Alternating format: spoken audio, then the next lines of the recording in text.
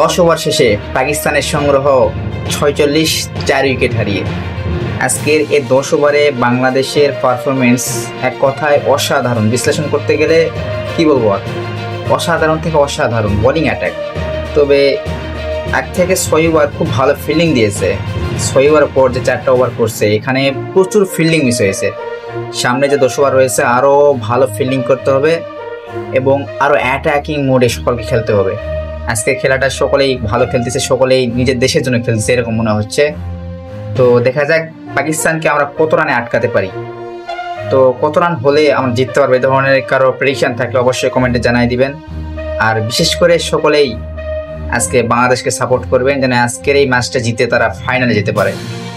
তো আজকে এখন পর্যন্ত বাংলাদেশের ফিল্ডিং ইনিংস এক কথায় অসাধারণ।